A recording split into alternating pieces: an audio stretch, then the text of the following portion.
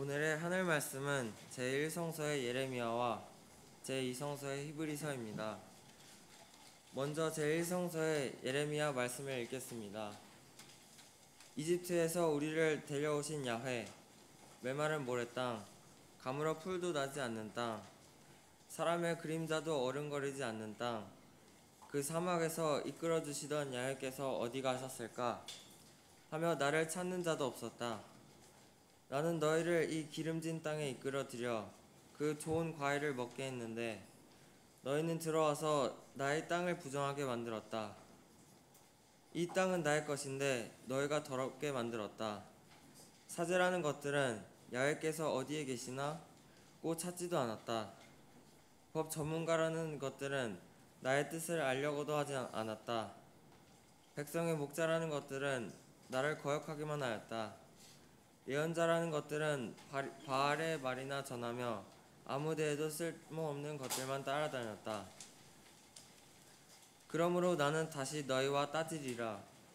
이는 내 말이니 어김이 없다. 너희 후손과도 따질 것이다. 지중해의 섬나라들에게 건너가 보아라. 케달에 사람을 보내어 알아보아라. 이런 일이 과연 있을 것인가를 어떤 민족이 섬겨오던 신을 바꾸어 신도 아닌 것을 섬기는 일이 있더냐? 그런데 내 백성은 영광스럽게 모실 나를 버리고 아무데에도 쓸모없는 것을 잡았다. 하늘도 놀랄 일이다. 기가 막혀 몸서리칠 일이다.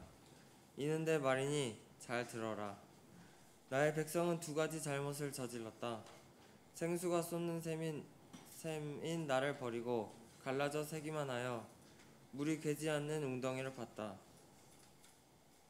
이어서 제2성서의 히브리서 말씀을 읽겠습니다. 형제들을 꾸준히 사랑하십시오. 나그네 대접을 소홀히 하지 마십시오.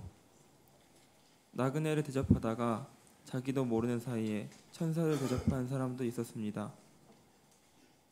감옥에 갇혀있는 사람들이 있으면 여러분도 함께 갇혀있는 심정으로 그들을 기억하십시오. 학대받는 사람들이 있으면 여러분도 같은 학대를 받고 있는 심정으로 그들을 기억하십시오. 돈을 위해서 살지 말고 지금 가지고 있는 것으로 만족하십시오. 주님께서는 나는 결코 너를 떠나지도 않겠고 버리지도 않겠다 하고 말씀하셨습니다. 그래서 우리는 확신을 가지고 이렇게 말합니다. 주께서 내 편을 들어 도와주시니 내가 무엇을 두려워하랴. 누가 감히 나에게 손을 대랴. 하나님의 말씀을 여러분에게 일러준 지도자들을 기억하십시오. 그들이 어떻게 살다가 죽었는지를 살펴보고 그들의 믿음을 본받으십시오. 다 함께 히브리서 13장 1절에 3절 말씀을 읽겠습니다. 그들을 꾸준히 사랑하십시오. 나그네 대접을 소홀히 하지 마십시오. 나그네를 대접하다가 자기도 모르는 사이에 천사를 대접한 사람도 있었습니다. 감옥에 갇혀있는 사람들이 있으면 여러분도 함께 갇혀있는 심정으로 그들을 기억하십시오. 학대받는 사람들이 있으면 여러분도 같은 학대를 받고 있는 심정으로 그들을 기억하십시오. 이 말씀으로 귀한 깨달음과 결단이 있으시기를 바랍니다.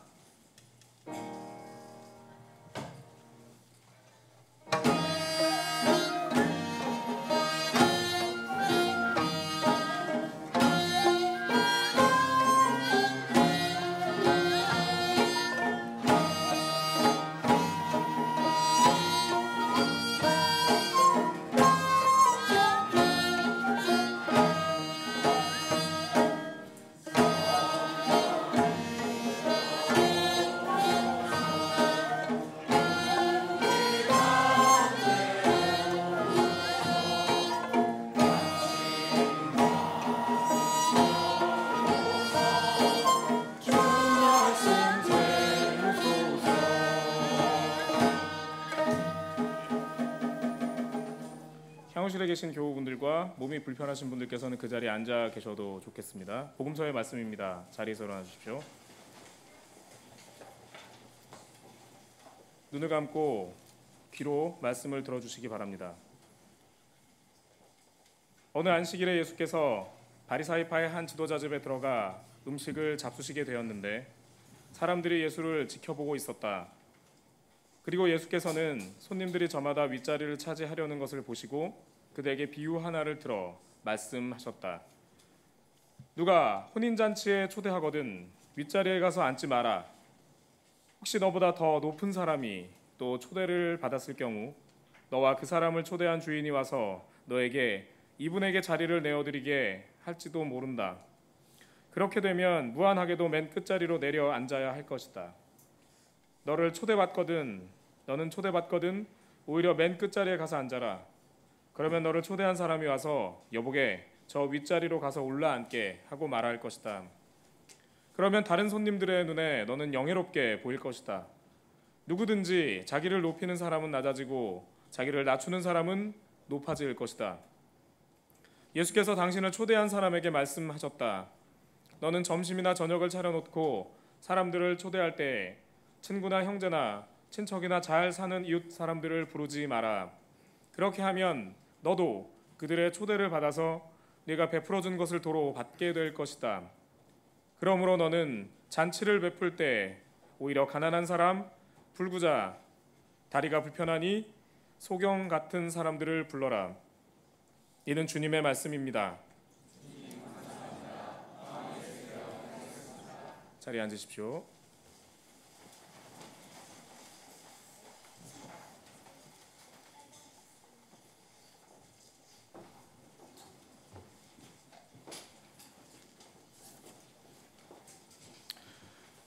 예배가 시작하면서 말씀드렸듯이 오늘은 교회교육 주일입니다. 오늘의 하늘뜻 표기는 유아 유치부 그리고 어린이부 청소년부 마지막으로는 함께 드리는 어른 하늘뜻 표기로 준비되겠습니다. 첫 번째 하늘뜻 표기는 유아부의 김은아 목사님께서 시작하시겠습니다.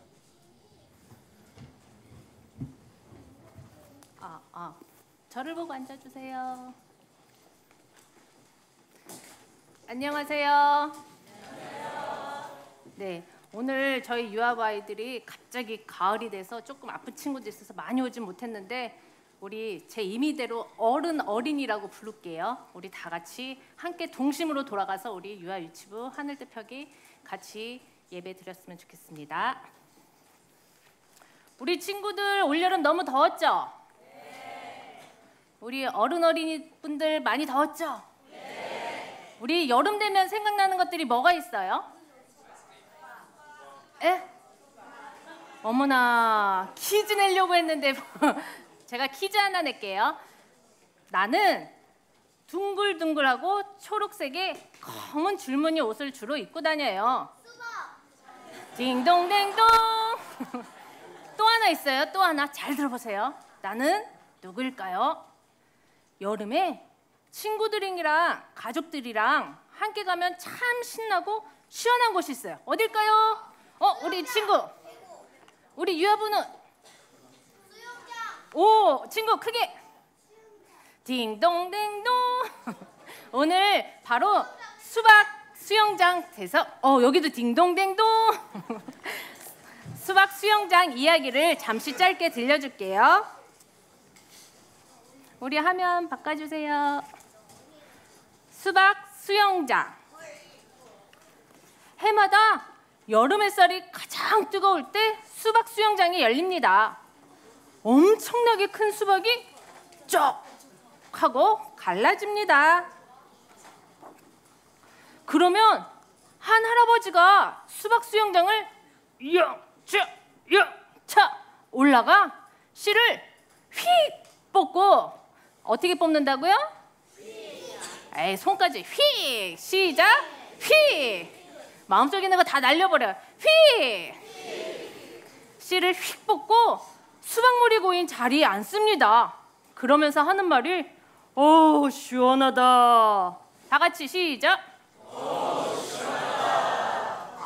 호응 너무 좋습니다. 이제 수박 수영장이 열린 것을 알고 온 마을 사람들이 하나 둘씩 모여 수박 수영장에 들어가 놉니다.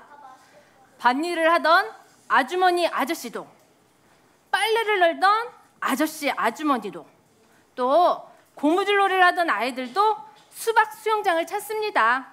모두 함께 찰퍽찰퍽 뛸 때마다 시원하고 맑은 수박물이 고입니다. 어른아이 할 것 없이 시원한 수박 속에 들어가 즐기며 시원하게 봅니다. 그림에 보면은 다이빙 해보신 적 있죠? 휘 해서 쑥 하고 수박 수영장에 들어갑니다. 우리처럼 개구쟁이 아이들은 가만히 있지 못하고 수박 껍질을 잘라 미끄럼틀을 만들고 신나게 놉니다. 어른들도 줄을 서고 신나게 미끄러집니다. 빨갛고 시원한 수박물, 아이들의 웃음소리, 우리 한번 들려드릴까요? 아이들의 웃음소리. 귀여워요. 어른들의 흐뭇한 미소, 웃음 아니고 미소. 여자든 남자든 구별 없이 모두가 모여 즐겁게 놀 수 있는 곳이랍니다. 서로 차이를 잇고 모두 함께 뛰어놀 수 있는 수박 수영장. 어느덧 저 너머로 해가 집니다. 그리고 그렇게 신나게 모두 함께 놀다 서로 어깨를 나란히 한 채 저녁 노을을 바라봅니다. 오늘 이야기는 여기까지입니다. 오늘 말씀 볼게요. 하나님은 이 세상을 수박 수영장처럼 만드셨어요. 모든 사람들이 신나게 놀고 한바탕 함께 어우러지며 사는 세상을 만드셨어요. 그곳에는 잘난 사람, 혹시 본인이 잘났다고 생각하시는 우리 어른이 있습니까? 못난 사람, 저요. 없죠? 힘이 센 사람, 힘센 사람은 정말 많이 보여요 지금. 힘이 세다고 생각하는 사람? 힘이 조금 약한 사람, 누구나 들어올 수 있어요. 왜냐하면 그곳은 하느님께서 만드신 세상이니까요. 그곳에서 우리는 서로 신나고 재미있게 놀면 돼요. 염려할 필요도 없어요. 서로 다르다고 미워하거나 싸울 필요는 더욱더 없어요. 또 우리 특히 어린이들 내일 오면 어떡하지? 라고 걱정할 필요도 없어요. 왜냐하면 수박 수영장은 내년에도 또 열리듯이 하느님은 우리에게 함께 놀 수 있는 터전을 항상 주시니까요. 그런데 수박 수영장에서 놀려면 규칙이 필요해요. 우리 수영장 하면 규칙이 있죠. 뭐뭐 있죠? 자유롭게, 뛰지 않기. 또 다이빙하지 않기. 또 우리 어린이들 지금 중요한 게 안 나왔어요. 나올 때까지. 예, 또 한 번 나왔어. 땡. 제가 바라는 건 쉬하지 않기. 우리 어린이들, 예, 그런 규칙들이 필요해요. 그렇게 해야 수영장에서 더 재미있게 놀고, 그러듯이 우리 하느님이 만들어준 세상에도 우리 약속이 있어요. 바로 그 약속이 오늘 말씀 중에 있어요. 우리 다 함께 우리 어린이들이 읽어주셔야 될 것 같아요. 우리 13절에서 14절 다 같이 읽어주세요. 시작.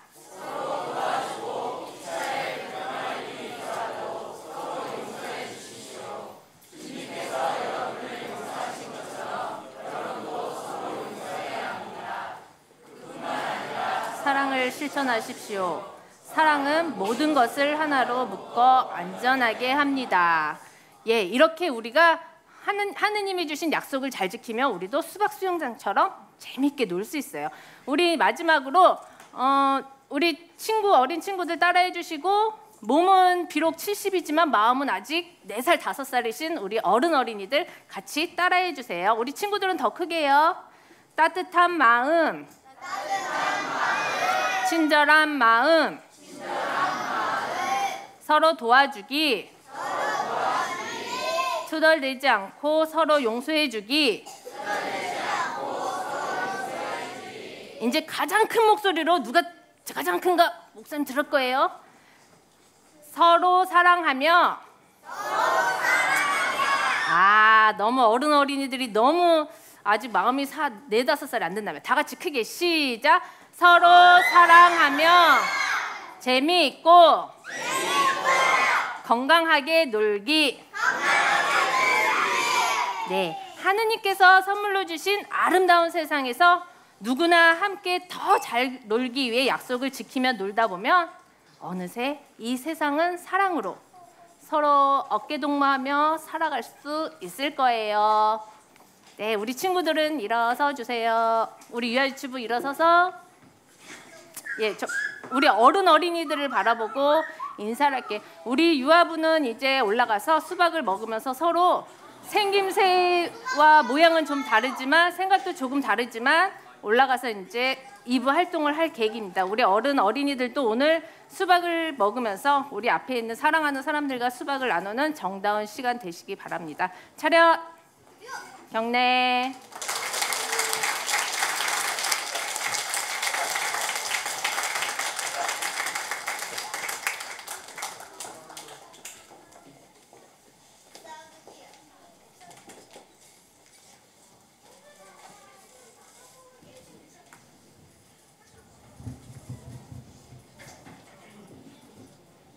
예, 안녕하세요. 오늘 교회교육주일 어린이들과 푸른이들의 하늘 뜻을 맡게 된 어린이부 차민호 전도사입니다. 이제 8월 말 여러분들은 이제 거의 다 개학을 했을 거예요. 개학해서 좋아요? 좋은 점도 있고 안 좋은 점도 있겠죠. 얼마 전에 여러분들은 이제 부모님의 휴가를 맞이해서 바다로, 계곡으로, 수영장으로, 놀이공원으로 또는 해외로 다녀왔을 거예요. 휴가는 왜 가죠? 그렇죠. 놀라고 쉬려고 가죠. 사람은 계속 일만 할 수 없으니까요. 이렇게 바다로, 계곡으로, 수영장으로 휴가를 떠나는 건 언제 생겼을까?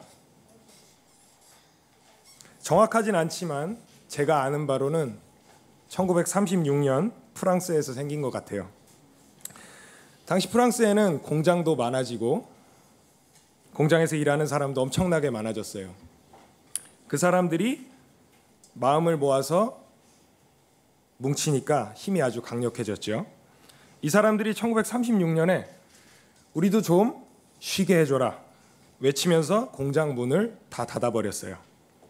일하는 사람들이 요구한 건 일주일에 40시간만 일하게 해줄 것과 월급을 깎지 않고 1년에 휴가를 15일 줄 것이었어요.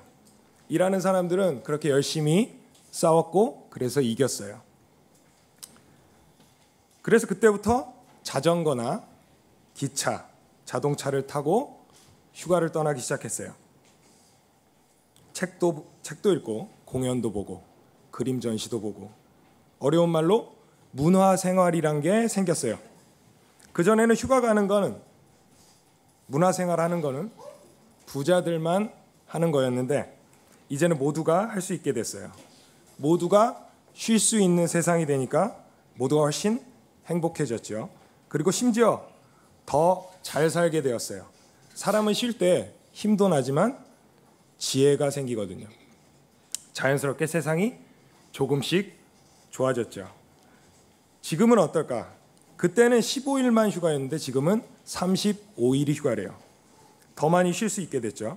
8월이면 빵집도 닫고 식당도 대부분 닫고 TV도 재방송만 나온대요. 대부분의 사람이 쉬어요.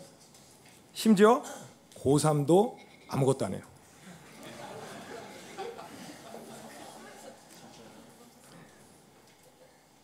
그래서 어떻게 되었을까? 학생들이 공부를 더 잘하게 됐대요. 정말 그렇대요. 생각할 시간이 많아졌기 때문이에요. 세계에서 학생들이 가장 공부를 잘한다는 나라가 어딘 줄 알아요?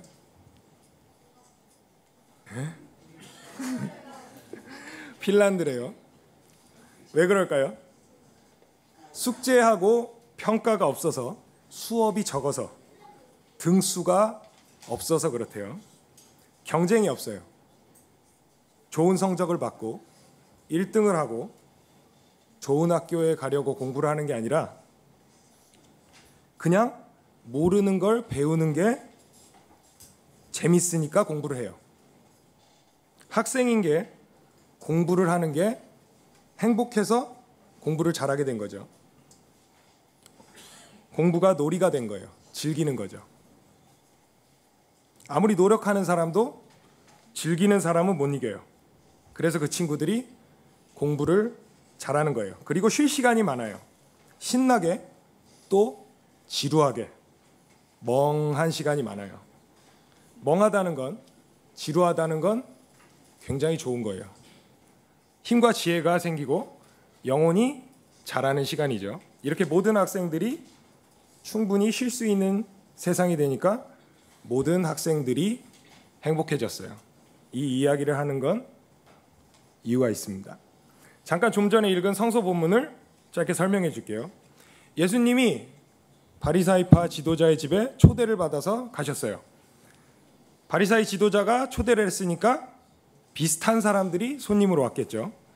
손님들이 오는데 다들 윗자리에만 골라 앉아요. 윗자리에 앉는다는 건 자기가 높은 사람, 중요한 사람이라는 뜻이겠죠. 예수님 마음이 불편했어요. 그래서 예수님이 자기를 초대한 바리사이파 지도자에게 말씀하셨어요.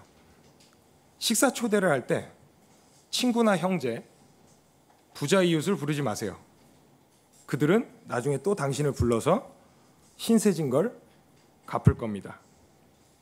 앞으로 잔치를 베풀 때는 오히려 친구나 형제, 부자들 말고 가난한 사람, 다리를 저는 장애인, 눈이 보이지 않는 장애인을 부르세요.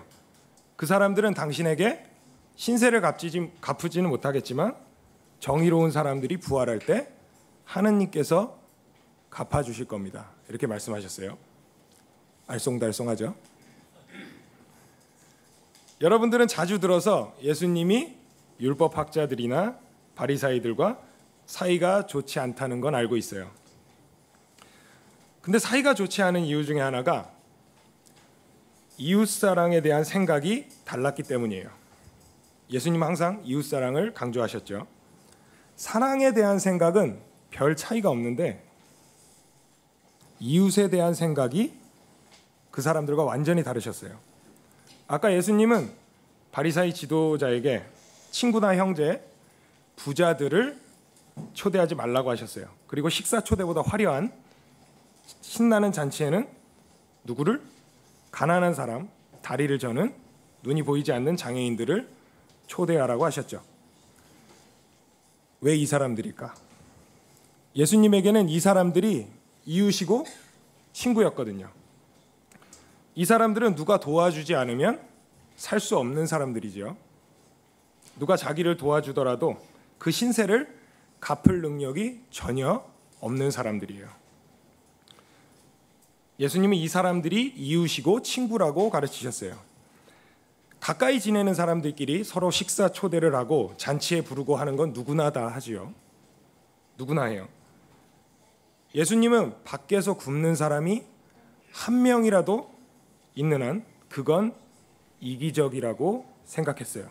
그런 건 사랑이 아니라고 생각하셨죠. 잔치가 뭘까요? 잔치에 누가 올까? 친한 사람들이 오죠. 가깝게 지내는, 초대하는 사람과 비슷한 사람이 오죠. 친구들이 모여서 한 마음으로 같은 걸 먹고 같은 걸 마시고 함께 기뻐하는 게 잔치예요. 이웃이 되고 이웃인 걸 확인하는 게 잔치예요. 친구가 되고 친구인 걸 확인하는 게 잔치지요. 그런데 이런 잔치에 가난하거나 몸이 불편한 사람들을 부르래요. 그 말은 그들에게 마음을 열고 친구가 되라는 말씀이죠. 연말에 하는 불이웃 돕기 같은 자선을 베풀라는 말씀이 아니에요. 그 사람들의 이웃이 되고 친구가 되어서 함께 기쁨을 나누라는 말씀이에요. 잔치에서 그 사람들은 더 이상 가난한 사람도 장애인도 아니죠. 이웃이고 친구가 되는 거예요. 같은 사람이 되는 거예요. 그게 잔치죠. 예수님은 말씀 끝에 그렇게 하면 행복할 거라고 하셨어요. 또 그 사람들은 당신에게 신세를 갚지 못하지만 정의로운 사람들이 부활하는 날에 갚아주실 거라고 하셨죠. 어려워 보이지만 이해하지 못할 말은 아니에요. 이미 특히 어린이 여러분들은 잘 아는 내용이거든요. 사람은 무언가를 주고받을 때 행복한 건 아니에요. 나눌 때 행복하죠. 내 것을 나누어서 우리 것으로 만들 때 또 마음을 나눌 때 행복해요. 혼자가 아닌 함께 있다는 걸 확인할 때 행복하죠. 아까 하느님이 갚아주신다고 했는데 어떻게 갚아주실까요? 하느님이 하시는 일로 갚아주시겠죠. 하느님은 어떤 분이시죠? 사랑이라고 해요. 하느님은 사랑이시죠. 그건 구원하시는 분이라는 뜻이에요. 하느님의 일은 구원하는 일이죠. 하느님이 갚아주신다는 건 구원해 주신다는 뜻이죠. 하느님 나라에 초대하신다는 거예요. 하느님은, 그리고 부활한 예수님은 언제나 힘없고 가난하고 몸이 불편해서 살기가 힘든 슬픈 사람들과 함께 계시다는 걸 여러분은 잘 알고 있어요. 우리가 그 사람들에게 마음을 열고 다가가서 함께 울고 웃을 때 우리는 하느님을, 또 부활한 예수님을 만날 수 있죠.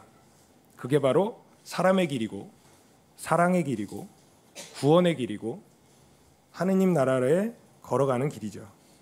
하느님 나라는 기쁨과 사랑이 넘치는 곳이죠. 그래서 예수님은 잔치의 비유를 많이 하셨죠. 하느님 나라에 들어간다는 건 하느님 나라 잔치에 초대를 받은 거예요. 그런데 하느님 나라는 이미 만들어진 게 아니에요. 여러분들이 필요하죠. 여러분이 살면서 가난하고 몸이 불편한 사람들을 돕고 사랑할 때 조금씩 만들어지는 거죠. 그리고 우선 우리가 사는 이 땅에 만들어가는 거예요. 부자들만 가던 휴가를 1936년에 모든 일하는 사람이 갈 수 있게 된 것처럼 그렇게 조금씩 만들어가는 거예요. 앞으로는 가난한 모든 사람도, 몸이 불편한 모든 사람도, 다른 모든 사람들과 함께 휴가를 가고 잔치도 하는 세상이 될 수 있도록 우리가 또 만들어가야 하는 거죠. 이것이 예수님과 예수님을 따르던 사람들, 그리고 우리가 읽은 복음서를 적은 사람들의 마음이었고 믿음이었죠. 오늘 어린이들의 찬양처럼 당신과 나, 그리고 우리는 모두 다르지만 함께 행복해야 하니까요. 이것으로 어린이 푸르니 하늘뜻 펴기를 마치겠습니다.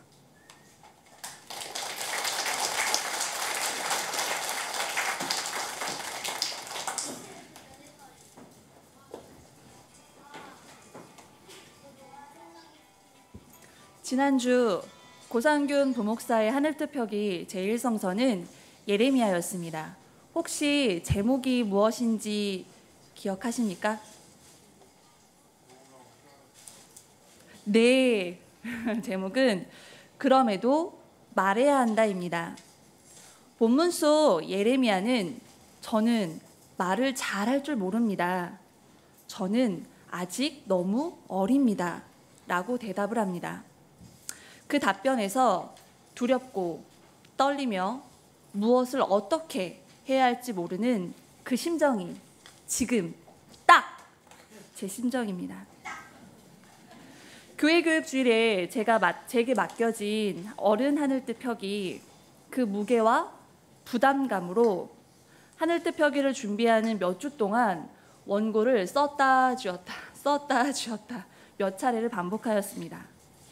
예레미야처럼 주님, 저는 아직 신학적 깊이도 너무 얕고 이 세상을 바라보는 어떤 예언자적 시선도 아직은 부족한데 무엇을 도대체 이야기하라고 하십니까?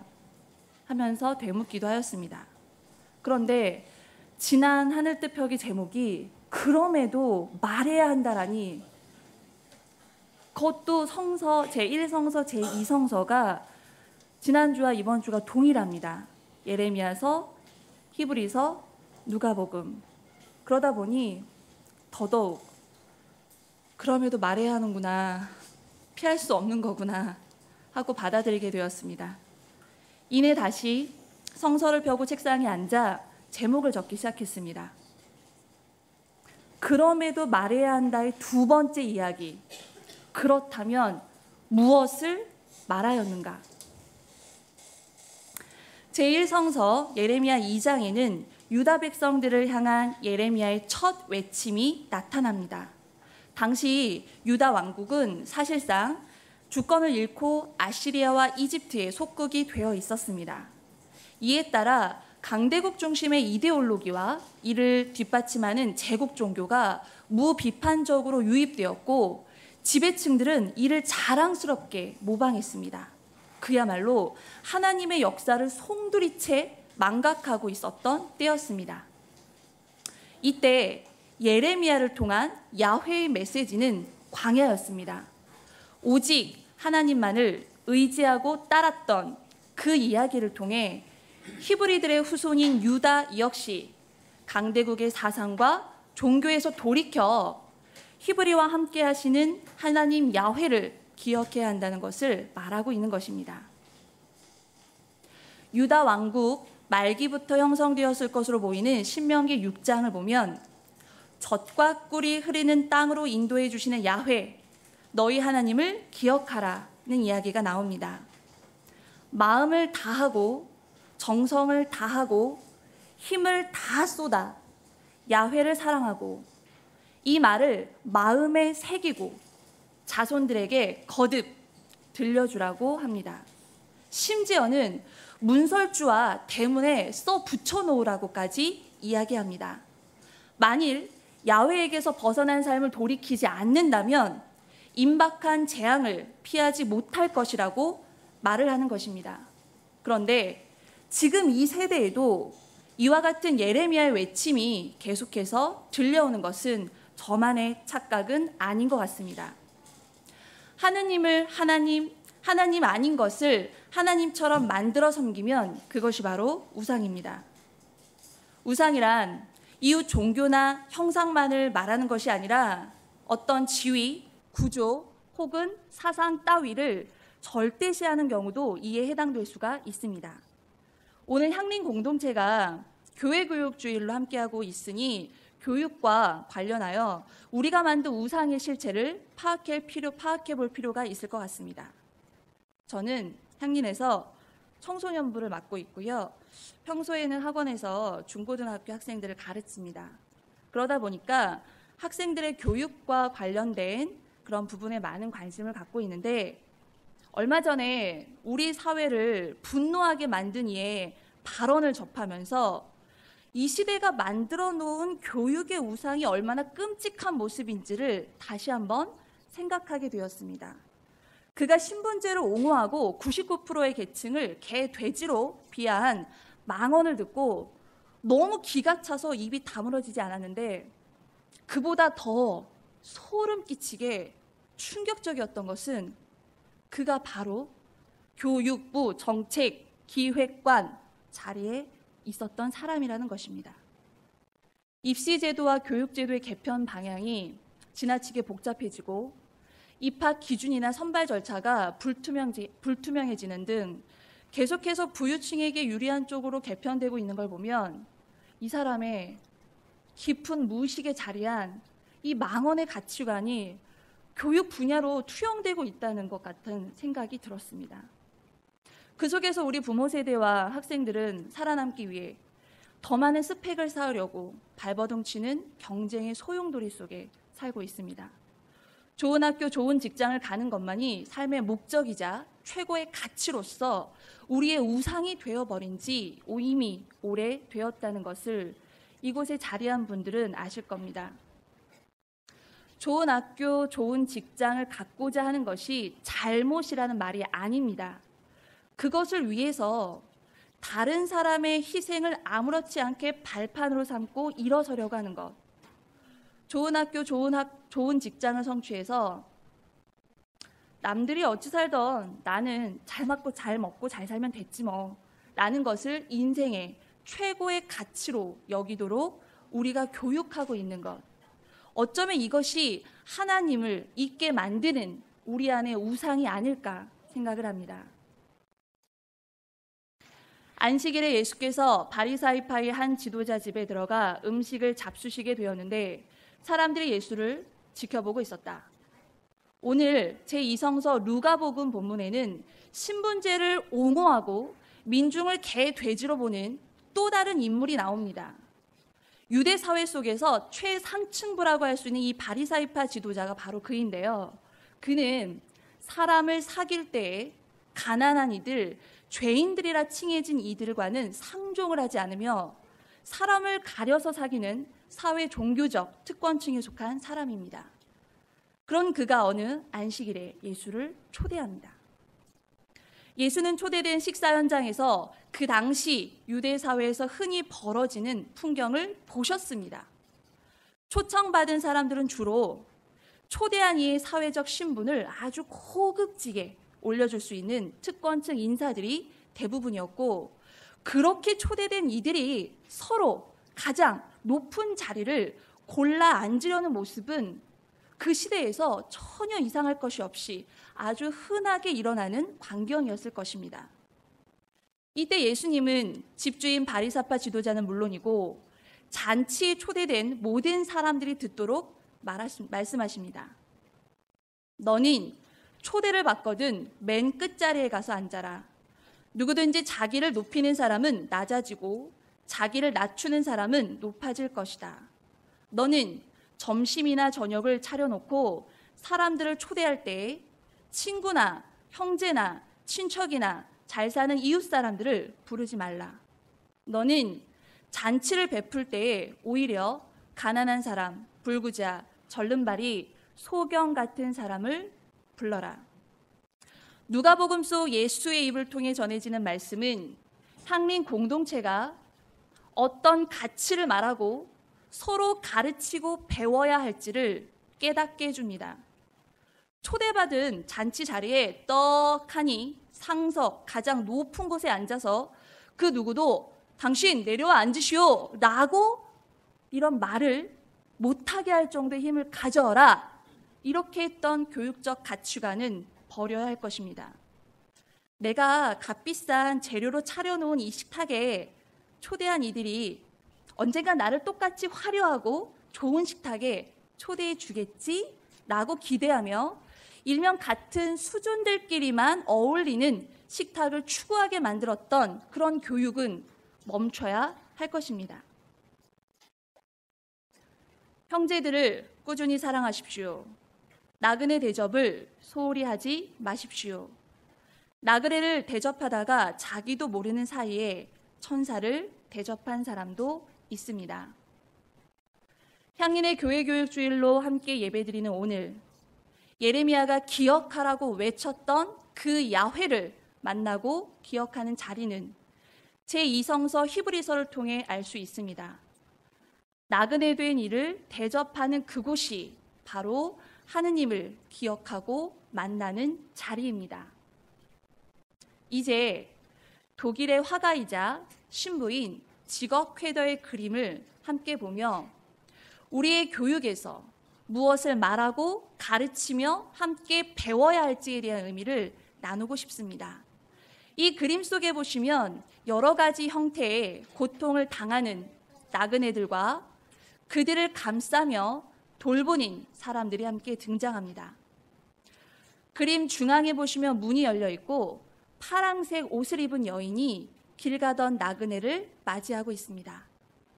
그이가 나그네라는 것은 두꺼운 옷과 오른손에 들린 보따리로 알 수가 있는데요. 노을진 하늘은 날이 저물고 있음을 짐작하게 합니다.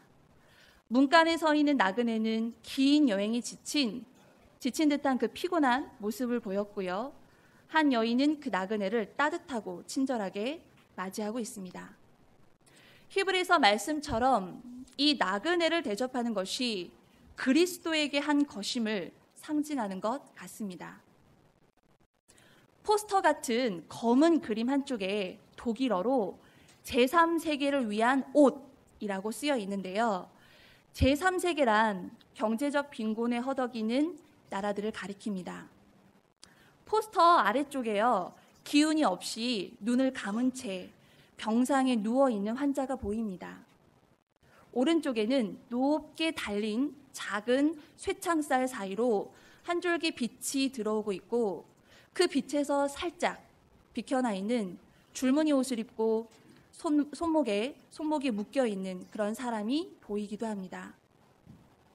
향림의 교회 교육이 빈곤한 국가들에게 우리의 가진 것을 나눠주고 밝고 환한 생명의 기운을 나누듯 아픈 이를 돌보며 작은 감방에서 홀로 싸우는 이들을 따뜻하게 위로하는 그런 교육이 되어야 한다고 말하고 싶습니다. 양식이 필요해서요, 두 손을 벌리고 있는 장면도 보이시지요? 자세히 보니 마치 예수님이 십자가에서 돌아가실 때 못자국 같은 것이 손바닥 가운데 있습니다. 화가는 양식이 필요한 이에게 빵을 베푸는 것이 그리스도에게 하는 것이다라는 걸 표현한 것 같습니다. 갈증에 지친 한 남자가요, 두 손으로 작은 컵을 쥐고 도움을 청하는 눈빛을 보이고 있는데 맞은편에 물병을 들고 있는 여인도 보입니다. 그리고 그녀의 따뜻한 마음은 붉은색의 옷으로 표현되고 있는 것 같습니다. 향인의 교회 교육이 배고픈 이에게 빵을 쪼개어 나누는 손이 되고 상대방이 들고 있는 작은 물병보다 더 큰 물병을 준비하여 그가 갈증이 해소될 때까지 충분히 따라줄 수 있는 그런 삶을 살도록 이끄는 교회 교육이 되길 희망합니다. 하늘 뜻을 준비하며 저에게 던진 질문이자 교회 교육을 함께 이끌어가는 향림 교우분들에게 같이 생각해 보고 싶었던 물음은 교회 교육, 무엇을 말해야 하는가였습니다. 어쩌면 우리 모두가 교육이라는 이름으로 우리의 아이들을 혹은 여러분 스스로를 야훼의 가치와는 다른 우상을 신봉하도록 더 높은 곳에 올라 앉으라고 몰아붙이고 있었던 건 아닐까요? 이제 누가복음과 히브리서를 통해 우리의 아이들이 낮은 곳으로 그리고 그곳에서 하나님을 만날 수 있도록 이끄는 그런 교회 교육이 되어야 한다고 말하고 싶습니다. 화면 속에 이 작은 한 폭에 다 담을 수가 없어서 그림 저편에서 예수의 식탁에 초대되길 기다리는 많은 이들을 우리가 기억하고 맞이하는 교회 교육이 되길 희망합니다. 잠시 침묵하시겠습니다.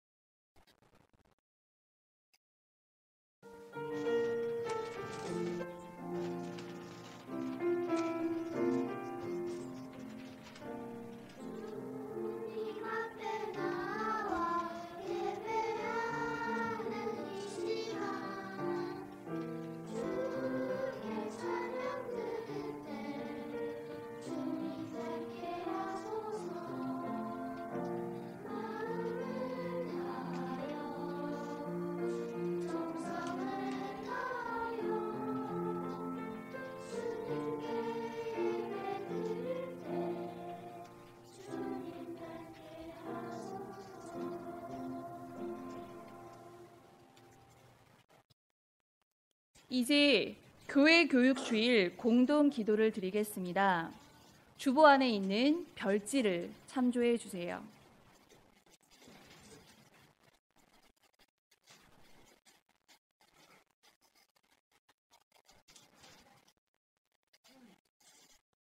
주님, 저는 당신의 뜻을 따르며 살지만 오늘 당신께 간절한 마음으로 탄원합니다.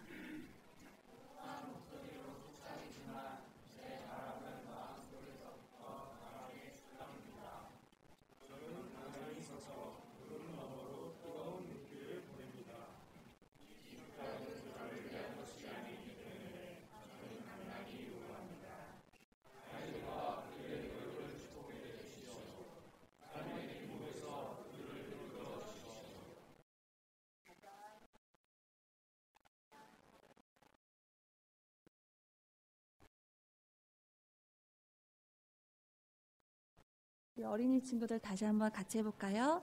가장 편한 길이 아니라 가장 아름다운 길로 이끌어 주십시오.